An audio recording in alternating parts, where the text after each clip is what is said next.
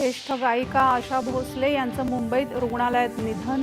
संगीत क्षेत्रातील चिरतरुण सूर हरपला, सर्वत्र शोकभावना. नारी शक्ती वंदन सुधारणा विधेयक संसदेत एकमुखानं मंजूर व्हावं यासाठी पाठिंबा देण्याचं पंतप्रधानांचं आवाहन. लोकसभा आणि राज्यसभेतल्या सर्व सभागृह पक्ष नेत्यांना लिहिलं पत्र. अमेरिका आणि इराण यांच्यातली चर्चा कुठल्याही निष्कर्षाप्रत पोहोचण्यात अपयशी. कुठल्याही कराराविना अमेरिकेचं शिष्टमंडळ अमेरिकेला परतत असल्याची JD व्हान्स यांची माहिती. अमेरिकेच्या अटी मान्य करण्यास इराणचा नकार. अण्वस्त्रांसंदर्भात इराणकडून कोणतीही सकारात्मक प्रतिबद्धता नाही, JD व्हान्स.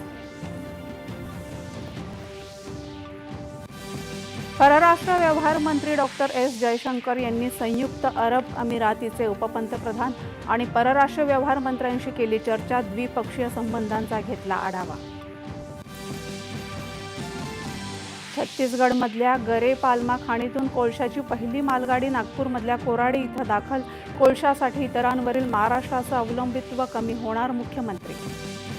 बारामती विधानसभा पोटनिवडणुकीसाठी उपमुख्यमंत्री सुनेत्रा पवार यांनी आपल्या प्रचाराचा केला प्रारंभ.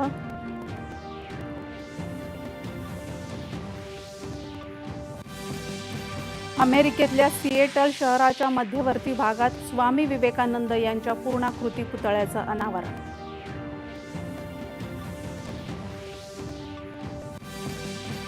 चीनमध्ये सुरू असलेल्या आशियाई बॅडमिंटन अजिंक्यपद स्पर्धेच्या पुरुष एकेरीत आज आयुष शेट्टीचा सामना चीनच्या शी युकी याच्याशी होणार. आणि वरिष्ठ आशियाई कुस्ती स्पर्धेत भारताची दमदार कामगिरी सुरूच. आज पुरुषांच्या फ्री स्टाईल प्रकारात आपापल्या वजनी गटात अमन सेहरावत आणि मुकुल दहिया सुवर्णपदकासाठी अंतिम फेरीत भिडणार.